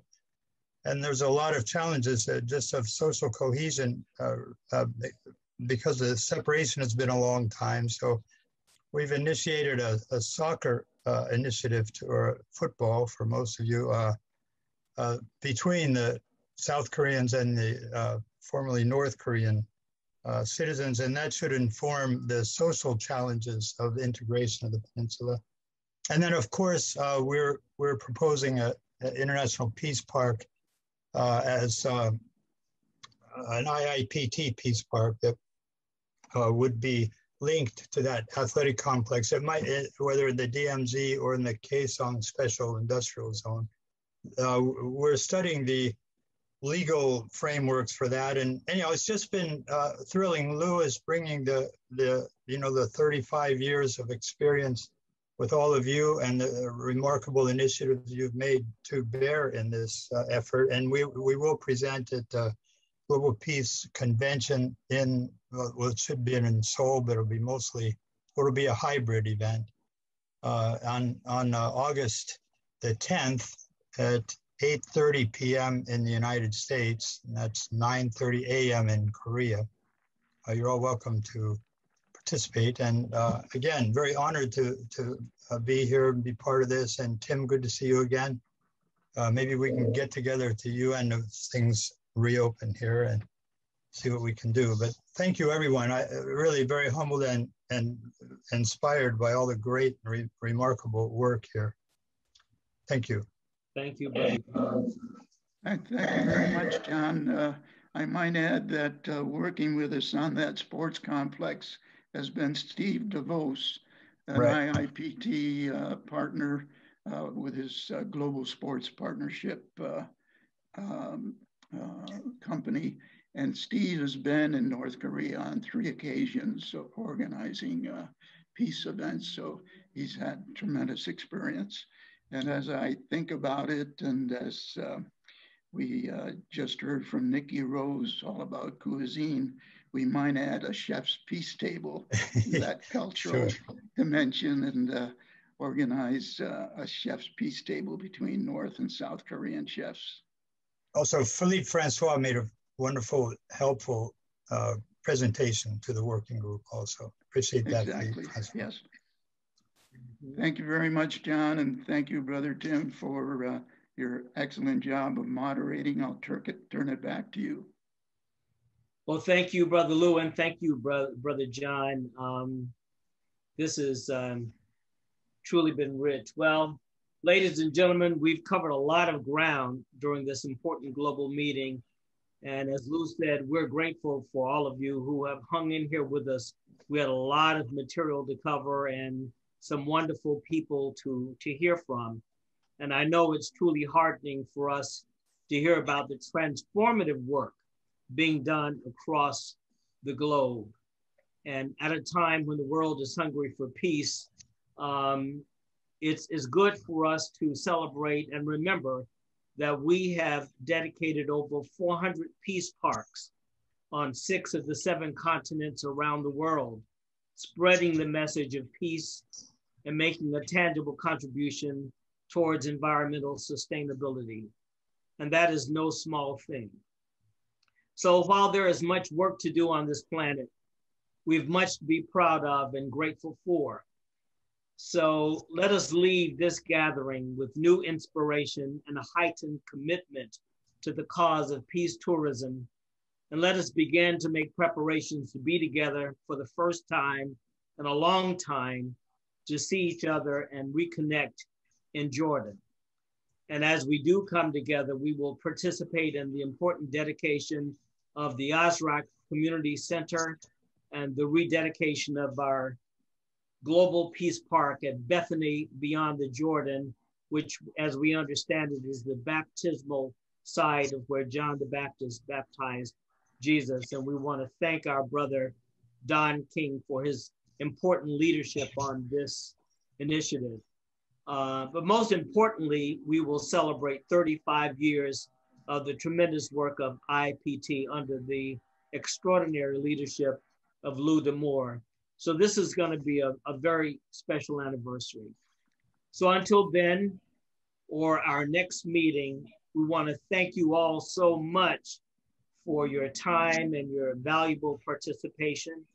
And with all hearts and minds being on one accord, this meeting is officially adjourned. God bless you. And thank you. Just thank you everyone from my end also. And if you have missed part of this meeting, it'll repeat on Itobo News starting in about 2-3 hours, back to back for the next day or so. So you can see it again. And after this, it's going to be archived on livestream.travel, or you can go to WTN.travel and go into the archive and you can listen to it again. And also from my end, thank you very much everyone for attending, and we hope to see you again soon, and everyone stay healthy, and let tourism prosper, and aloha from Hawaii. Ciao Lou, from Mario, Italia. It's for tourism. Thank you, everyone. Farewell, everybody. Thank you. Ciao Lou, ciao. Thank you, bye, thank you. Ciao. Au revoir de la France. Good night from our side. Thank you very much, everyone. God bless. Good Thank day, you. everybody. Thank you. Merci. Nice to meet you. Thank you. Bye-bye. Bye-bye. Bye-bye. Thank you. Thank you. Thank you.